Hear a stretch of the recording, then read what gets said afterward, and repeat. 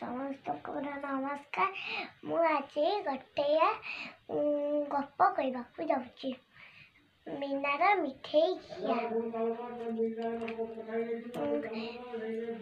ମିନା ଖାଇବାଟେ ଦେଇକି ତା ଜନ୍ମଦିନ ମାମୁଁ ତା ପାଇଁ ମିଠେଇ କିଣିथा ଦେଇକି ତା ବୋଉ କିସ କଲା ଦେଇକି ମିନା ତା ବୋଉ କହୁଛି ବୋଉ ଆଜି ମାମୁଁ ଆଇଛନ୍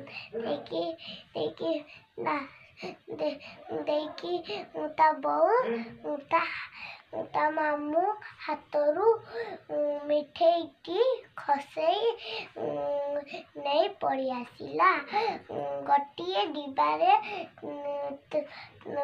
ମିନାର ବୋଉ ମିଠେଇଟି ରଖିଦେଲା।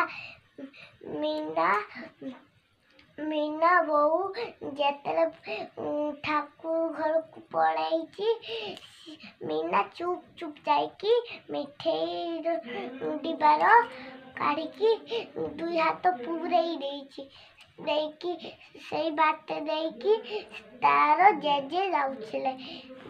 ଦେଇକି ମିନା କହିଲା, ମିନା ତୁ ଗୋଟେ ହାତର ଗୋଟେ ମିଠେଇ ଖା, ଆଉ ଗୋଟେ ହାତର ଆଉ ଗୋଟେ ମିଠେଇ ଖାଇବୁ।